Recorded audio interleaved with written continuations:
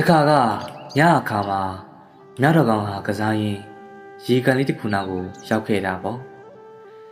ရေကန်လေးနဲ့ကြည့်မိလိုက်တော့ရေကန်ထဲကလိုက်ရပုံမြင်တာနဲ့အဲ့ဒီမှာဒီမြောက်လင်းအလန်တကြားလာရင်းနေတယ်ထင်သွားတာပေါ့မြောက်လဲချက်ချင်းပဲတောထဲအမြန်သွားပြီးလာရင်းနေနေတဲ့အကြောင်းလိုက်ပြောတော့တာပေါ့အဲ့ဒီမှာတင်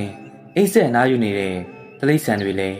အလန်တကြားဖြစ်ကြရင်တဆင်စကားတဆင်နာနဲ့တတော်လုံးပြန့်နှံ့သွားတဲ့လာမင်းကြီးမရှိတော့ရင်ညပိုင်းအလင်းအောင်မျောတော့မှာကိုကြောက်ကြတဲ့တိရစ္ဆာန်တွေလည်းရှိကြသလိုတောကြီးပျက်စီးသွားမယ်ကဘာကြီးပျက်စီးတော့မယ်လို့ကောလာဟာလာတွေပြောနေတဲ့တချို့တိရစ္ဆာန်တွေကြောင့်ကြောက်လန့်သူတွေလည်းရှိကြတာပေါ့ကွယ်စင်တွေဟာသူတို့နှာမောင်းတွေနဲ့ရေကန်တွေကရေကိုစုပ်ယူပြီးအပြင်ကိုခတ်ကြတာပေါ့မြေခွေးတွေဝက်ဝင်တွေကလည်းရေမြောင်းတွေဖောက်ကြနဲ့ညအုပ်ကလည်းကျိုးတွေချကြတာပေါ့ညပိုင်းမှာအစာချထွက်လေရှိတဲ့ဇီးကွက်ကြီးဟာအစာချပြီးပြန်လာမှာတတော်လုံးအလုံးရှုံနေတာကိုမြင်တွေ့တော့အံ့ဩသွားတာပေါ့ဒီကောင်တွေဟာညပိုင်းအိတ်ဆက်တဲ့တရားတွေဆိုတာသူသိတယ်လေအခုမှထူးထူးခြားခြားတတော်လုံးအလုံးရှုံနေပုံထောက်ရင်တခုခုတော့ထူးခြားနေပြီ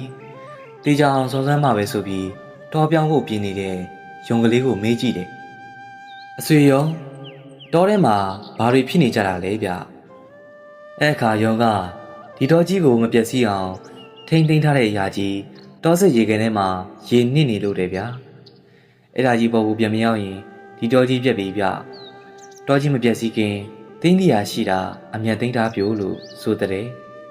ဇီးခွက်ကလည်းဘာမှရေရမသိရတာကြောင့်အခြားတယောက်ကိုမေးမယ်လို့စဉ်းစားပြီးတောဝက်ကြီးကိုသွားမေးတဲ့အဆွေတော်ပဲတောထဲမှာဘာတွေဖြစ်နေတာတုံးဗျမကောင်းဆိုးဝါးတွေကဒီတော်ကြီးကိုတိမ့်ပိတ်လိုက်လို့ဒီတော်ကြီးညဆိုအလင်းအောင်မရတော့ဘူးလေဗျာတောဆက်ရေကန်ထဲမှာတော့မကောင်းဆိုးဝါးကိုနိုင်တယ်ဆိုတဲ့သူရင်းနှီးနေတယ်ဆိုလို့အချို့တွေသွားဆယ်နေကြလေရဲ့လို့စူးပြန်နေဇီးွက်လည်းမတင်မကျစကားတွေဟာစစ်မှန်သောနီလန်းကိုမပေးနိုင်ဘူးဆိုတာသိတာကြောင့်ပြဿနာရဲ့အရင်းမြစ်ဖြစ်တဲ့တောဆက်ကရေကန်လေးကိုတွားကြည့်မှတင့်တော်မယ်လို့တွေးမိတဲ့ဒါကြောင့်ရေကန်လေးစီထွက်လာခဲ့တာပေါ့ရေကန်လေးစီရောက်တယ်ဆိုရင်ပဲရေတွေခတ်နေတဲ့စင်ကြီးကိုအဆွေစဉ်ရေကန်လေးကရေကိုဘာလို့ခတ်နေတာတုံးပြလို့မေးတဲ့စင်လဲမသိပါဘူးကွာနောက်ကရေတွေကုန်ခတ်ပေးပါဆိုလို့ခတ်နေတာကွာလို့ပြန်ဖြေတဲ့ညကိုသွားပြီးတော့မှလာကြီးရင်းနေနေတဲ့အကြောင်းဇီးွက်ကသိရတော့တာပေါ့အပြစ်မှန်ကိုသိရတော့ဇီးွက်လေးကအားရပါရရေးတဲ့ကျုပ်အစာချထွက်တဲ့တခြားလုံးလာကကျုပ်နဲ့အတူလိုက်နေတာဗျခင်ဗျားတို့ကောင်းကင်ဘော်လဲမောကြည့်ကြပါအောင်လို့ပြောလိုက်တော့မှအခြားတိရစ္ဆာန်တွေလည်းကောင်းကင်ဘော်ကလာကြီးကိုသတိထားမိကြတာပေါ့အဲ့ဒီတော့မှရေကန်ထဲကလာဟာအရေးဆိုတာတိရစ္ဆာန်တွေအားလုံးသိရှိသွားတော့တာပေါ့တကယ်တော့လောကမှာလူတော်တော်များများဟာကိုယ်တိုင်မမြင်မကြုံတွေ့ဘူးပါပဲခြားသူတွေစကားတွေနဲ့တင်လမ်းဆုံးရောက်တတ်ကြပါတယ်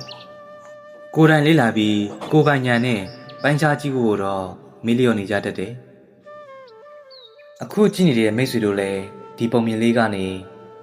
သင်ခန်းစာတစ်ခုခုပဲဖြစ်ဖြစ်အသည့်တစ်ခုခုပဲဖြစ်ဖြစ်ရရှိခဲ့လို့ရှိရင်အသေးလေးပဲကိုမှန်လေးရေအပေါင်းလေးနေတော့ပါအောင်နော်အားလုံးကိုကျေးဇူးတင်ပါတယ်ခင်ဗျာ